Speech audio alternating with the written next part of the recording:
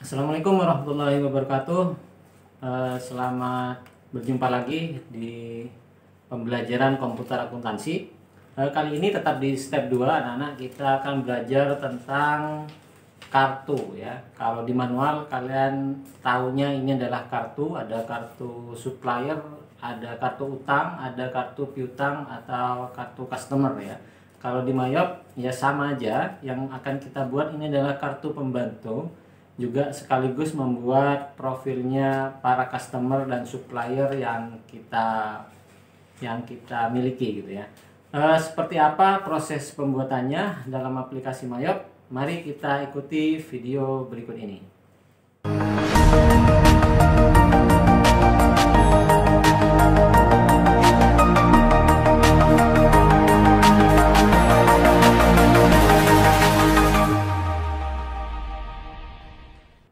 Baik anak-anak, di pertemuan sebelumnya kita sudah bahas tentang step 2 ya.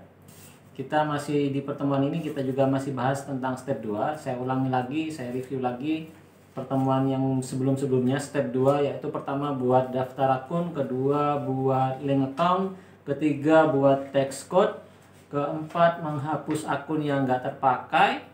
Nah, yang kelima ini yang akan kita bahas kali ini adalah membuat kartu ya, khususnya kartu supplier dan customer. Baik, dalam menyusun daftar rekanan atau kartu supplier dan customer ya, kita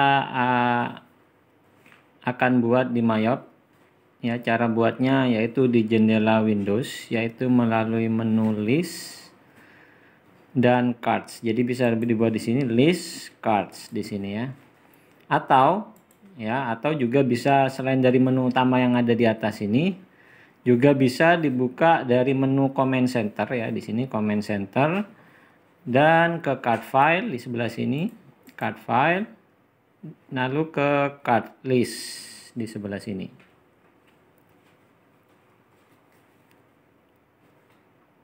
Selanjutnya cara buatnya ya, untuk misalkan kita contohkan kali ini kita buat kartu customer, langsung ke new di sini, new. Pilih card type-nya, pilih customer. Tuliskan nama customernya. Tuliskan misal PT Pindad misalkan ya. Terus buat card ID. Card ID ini adalah nomor customernya berapa. Jadi kita jika punya banyak customer, di sini kita perlu membuat card ID dari masing-masing customer agar memudahkan kita dalam pencariannya ya. Jadi misal kita buat C001. Di bawah ini adalah informasi terkait perusahaan customer kita ya, bisa kalian isi dengan alamat, kotanya di mana, state-nya di mana, country-nya di mana, phone number-nya berapa, juga kontak yang bisa dihubungi di perusahaan tersebut namanya siapa, juga seperti itu. Atau kalian juga bisa isi di sini salutation. Salutation itu adalah salam ya, seperti salam mau dibuat di setting seperti apa jika kita berkirim surat dengan mereka atau mengirim faktur. Nanti kalau ini diisi, kalian akan otomatis di faktur atau di surat-surat yang akan dikirim ke customer kita sudah otomatis ada salutation khusus bagi tiap customer gitu ya. Andai pun ini nggak diisi ya, nggak apa-apa ya, nggak diisi pun nggak apa-apa, kita bisa lanjut ngerjakan yang lain. Ya, jika kalian punya data lengkapnya bisa diisi lengkap sesuai data yang dimiliki. Nah, berikutnya ada di card information ini ada tab lainnya yaitu card details ya. Card details ini adalah untuk memberi picture ya, memberi gambar, memasukkan gambar di sini tentang PT Pindad ini ya. Profil, gambar profilnya seperti apa gitu ya. Ini juga catatannya. Ini nggak diisi pun tidak apa-apa, nggak masalah. Berikutnya lagi selling detail. Selling detail. Sekarang selling detail itu adalah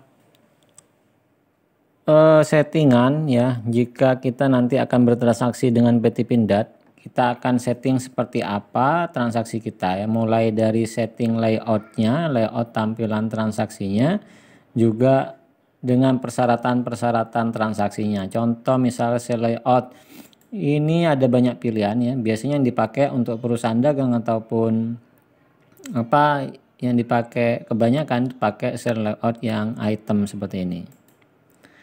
Nah, terus berikutnya ada income account. Income account ini kita linkkan dengan akun pendapatan. Misal di sini yang cocok adalah di sales ya.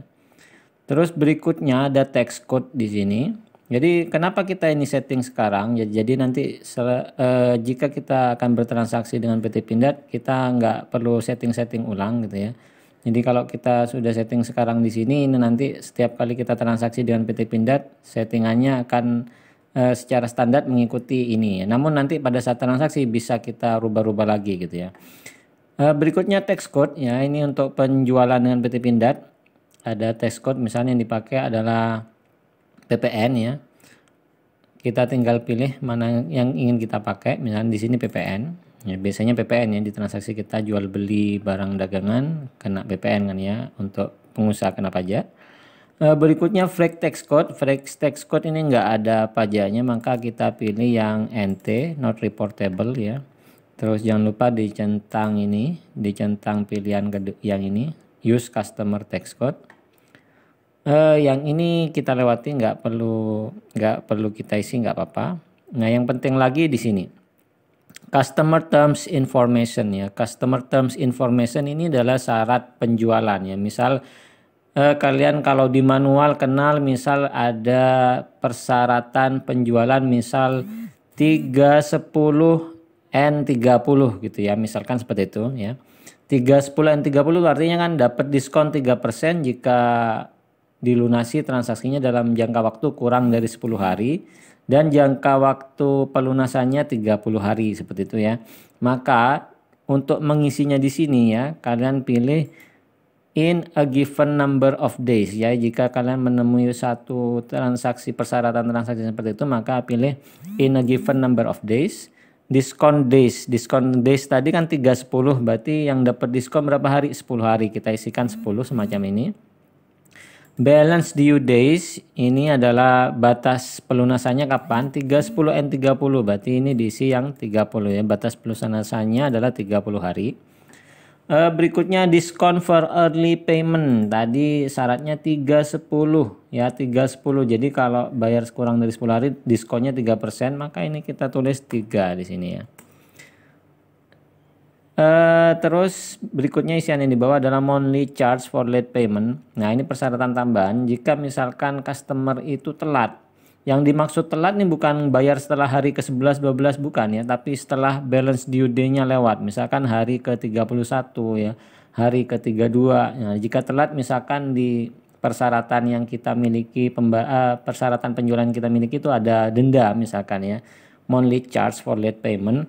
Misal ada denda keterlambatan, jika telat kena denda 2% misalkan, maka di sini kita isikan 2 di sini 2%. Sementara untuk volume diskon ini jarang dipakai ya, ini ya fungsinya sama juga diskon ya, ada diskon penjualan jika customer membeli ke kita jumlah barang senilai jumlah barang tertentu gitu ya. Jadi ini pilihannya berapa diskon yang didapat gitu ya. Oke, itu customer terms information ya. Itu yang perlu kalian ketahui dan perlu kalian isi ya. Sesuaikan dengan data yang kalian miliki gitu. Terus hal lainnya payment detail, contact log, jobs history ini yang nggak perlu ada isian lagi ya. Cukup ini yang diisi. Kalau sudah kalian klik OK. Nah, ini sudah jadi, ini yang barusan kita buat PT Pindad ini ya, C001 yang barusan kita lihat. Nah, jika misalkan salah, ada data yang salah kita masukkan, kita tinggal edit lagi ya. Cara editnya tinggal misalkan CV Bursa Perdana kita salah buatnya, tinggal edit, klik 2 kali ya, klik 2 kali di sini. Atau juga bisa klik tanda panah ini ya. Kalian perbaiki apa yang salah di situ gitu ya. Oke, selanjutnya kita buat kartu yang kedua, yaitu kartu supplier ya, kartu supplier. Caranya sama, melalui menu ini new, hanya saja bedanya di sini kita pilih supplier ya. Terus kita tuliskan nama suppliernya, misalkan PT Philips misalkan ya.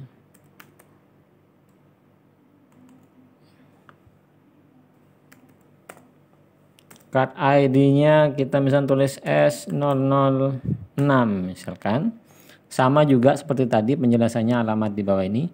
Berikutnya yang perlu kita isi lagi sama card detail juga sama penjelasannya. Yang perlu kita isi yang beda ini di sini di buying details. Purchase layoutnya tetap sama di item expense account, ini yang beda. Kita pilih biasanya kalau perusahaan dagang cost of goods sold ya, harga perolehan. Ini kan buying detail, berarti kita membeli atau kulaan ya ke supplier kita ya, berarti expense accountnya itu adalah cost of goods sold di sini. Tax code-nya sama PPN, flag tax code-nya sama NT, ini juga sama dicentang. Ini juga sama ya, pengisiannya sama seperti tadi ya. Beda-bedanya misalkan kita sama Philips ini nggak pernah ada syarat pembayaran karena pembayarannya langsung tunai misalkan ya. Jika langsung tunai ya kita pilih aja di COD seperti ini ya. Ya, ini menyesuaikan, ini banyak macamnya. In a given number of days, on a day of the month ya. On a day of the month itu jika syarat pembayarannya itu make hari ya, make hari ya, bukan make jumlah hari. Kalau tadi yang saya contohkan make jumlah hari. Kalau ini make hari, misalkan di tanggal berapa gitu ya. Ada tanggalnya, kalian tinggal pilih di tanggal berapa itu syarat-syarat pembayarannya. Misalkan jika bayar sebelum tanggal 12 maka kita klik tanggal. Ini tanggalnya, bukan banyaknya hari ya. Jadi langsung ke tanggalnya. Ini juga hampir sama seperti yang ini, in a given number of days ya. Hanya saja number of days after end of month. Jadi yang dimaksud di sini adalah jumlah hari setelah bulan berakhir gitu ya. Misalkan sekarang bulan Agustus. Kalau syaratnya itu 2/10 ya, yang dimaksud ini 2/10-10-nya itu 10 hari diskonnya itu bukan 10 hari semenjak tanggal transaksi ya, tapi 10 hari dihitung tanggal 1 bulan berikutnya gitu ya. Jadi setelah bulan transaksi itu berakhir, jadi seperti itu. Ini hampir sama dengan yang ini on a day of the month, hanya saja ini days-nya itu harinya itu setelah berakhirnya bulan transaksi yang bulan transaksi terjadi seperti itu. Baik, itu yang perlu diisi. Hampir sama, hanya bedanya tadi di cost of goods sold sini sama pilihan card type-nya. Di sini kita pilih supplier. Berikutnya biasanya di Mayop ya, kita butuh lagi selain customer dan supplier yang telah terdaftar itu ya, kita perlu lagi buat kartu ya, kartu penjualan tunai ini seperti semacam ini ya. Pilihnya customer karena suatu ketika kita misalkan di praktik ya, kita menemui bahwa terjadi penjualan tunai dan itu harus kita masukkan kartu customernya ya.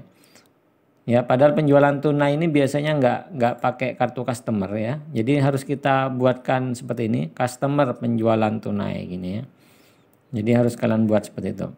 Agar nanti pada saat kalian bertransaksi tunai gitu ya, ini bisa kita pilih customernya siapa? Customernya penjualan tunai.